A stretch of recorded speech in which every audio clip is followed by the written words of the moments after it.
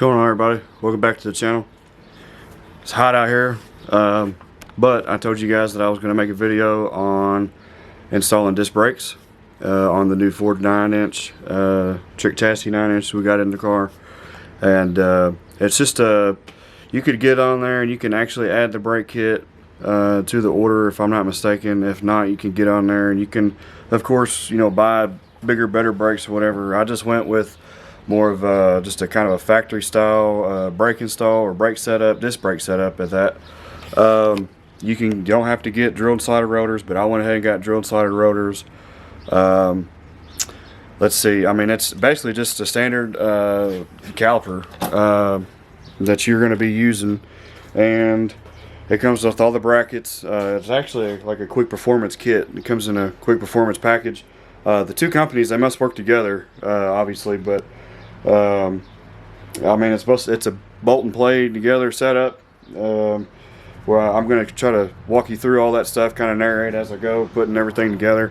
I was going to show you this real quick, so that way you guys, if you guys go to order this, if I could find it, here it is.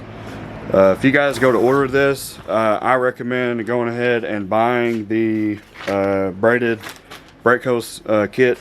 That way you can run from your calipers through your housing, axle housing, and just modify and do whatever you got to do to get all that set up. I'm not going to do that today because I still have to finish running my brake line from the front to the rear of the car. Right now I just want to do putting the actual brackets on there. Not going to put the caliper on there, so I hope this video is not really a waste of time, but I will explain that stuff to you. The only reason that we're not putting the caliper on there is because I had to order my lug nuts and they're not here yet. A caliper goes on one way. Well, I take that back. On this setup, it can go on backwards, but I'm going to tell you how to not do that, so that way when you do go to put the caliper on there, you're doing it the right way. Alright, so I did end up getting my lug nuts in the mail like 5 minutes after that intro. The only reason I wanted the lug nuts is because I like it to hold the rotor on there while I'm putting the caliper on. But we're going to do all of that since I got the lug nuts now. So in this part, I realized there was an issue. I wanted to put the calipers on the back side of the car, and where the panhard bar bolts to it, that bracket actually interfered with me being able to put my bolt through there. So therefore, you're going to put them on the front.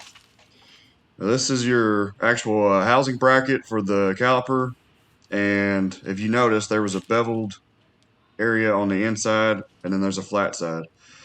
On my setup, since I got GM flush mount, the side that has the flat on it is the side I'm going to use because my bearing and everything set flush. It didn't stick out any past the actual housing, which you would use the other side. So you got your T-bolts, and you're just going to slide those in there, and this makes it pretty easy to put everything on. It's pretty plain and simple how this thing goes together once you get moving with it. I'm just going to kind of walk you through as much as I can. But once you get the bolts in there, it comes with the lock washer, of course, and then your nut. Once you get all the nuts started on there, go ahead and tighten down with the wrench. Ratchet wrench makes it much easier. It tells you, I think it's like 30 foot-pounds on these.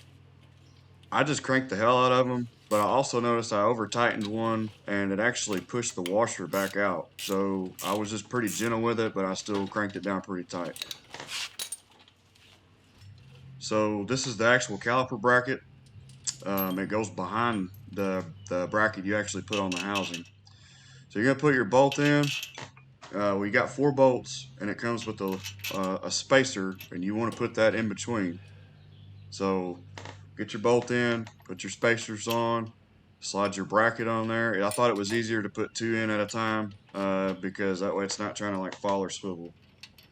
It comes with your lock nuts, and I can't remember foot-pound on this, but same way with the other bracket, I just cranked them down pretty tight. You don't want none of your brake components coming loose.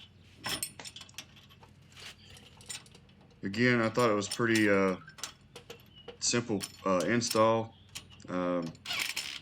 You don't have to use power tools. You can do it by hand, but I just went ahead and cranked it down with my little impact there. On those top two anyway. On the bottom ones, you can't really get to, so you do end up having to do those by hand.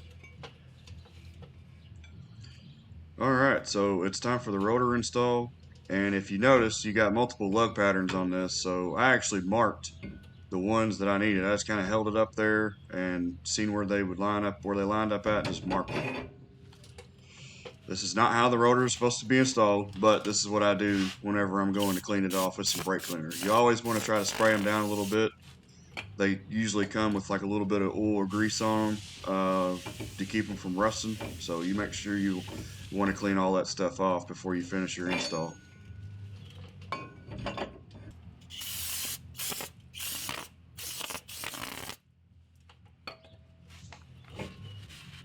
Once you get it wiped off on the other side, this is the reason that I wanted to wait and put my lug nuts on. I mean, you can kind of see the rotor is just sitting on there.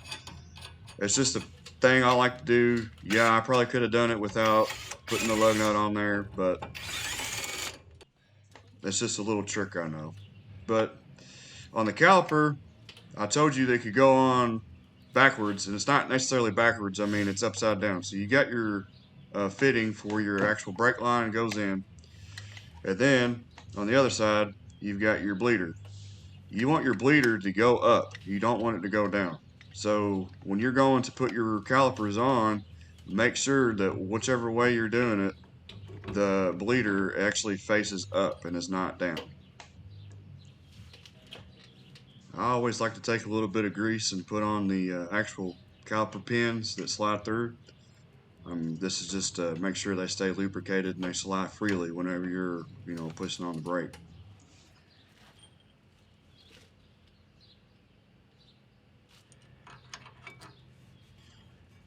Once you get those nice and tightened up, that's pretty much it.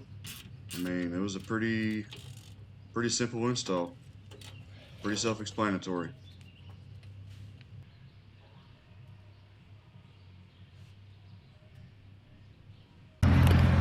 Alright guys, so that's going to wrap it up for this video. I hope I explained everything well. If I didn't, just let me know. You can shoot me a comment, or better yet, best way to get a hold of me is to just get on my Instagram, Team Sharp Racing, shoot me a DM. I'll be happy to answer any kind of questions or anything. The kit itself and when it goes together, it's pretty self-explanatory, especially if you have some knowledge, mechanical knowledge already. But for a beginner, I hope that this video helps you. There is other videos that you could watch that are probably way more explanatory. You got Bad Luck Garage out there. I'll tag their YouTube on the comments or below the video. And then you got Matt Walter. He's got his own YouTube videos on doing certain things as far as the rear end and stuff as well. I learned a lot from these guys. I actually have been in contact with Matt Walter, and he has taught me a lot of things. And I watched a lot of Bad Luck Garage stuff because he's got a LS swapped 3rd Gen Camaro. I've learned a lot from them too. So I can't sit here and do all this shit and take full credit, because watching their stuff and researching some of the things that they've done has also guided me. But everything that you do, you're going to have your own problems. You're going to have your own spills and things that you're doing. And you're going to be learning new stuff. And so why not go ahead and film it and try to, show somebody else too. Plus, me doing the things that I've learned from them, that just shows that they know what the hell they're doing as well. So that being said, I want to show you guys a surprise that I have been holding out on. We've got red gravel. And we have red gravel next to my existing garage. That can only mean one thing. Team Sharp Racing is fixing to expand, and we are building a shop. I have lived here, me and my wife have lived here for, a long time. I want to say 8 years this year. But yeah, we've been here for a long time, and I've always wanted to build a shop, and I've never taken the jump, I guess, the leap. I'm fixing to go in debt a lot more money, but I got to. I cannot work in this little garage anymore. If things pick up and we keep doing this thing, I'm already way outgrown of this little shop. We're trying to do bigger and better things, so I said screw it. We really want to make a dream happen. You know, I'm scared, I'm terrified, but you're gonna never know what you can do unless you take that shot. You know what I'm saying? The shop is a 40 by 40, nothing crazy, but that's gonna be big enough. Put a lift in it, so we can. I'm tired of crawling on my back. My God, I'm getting old fast.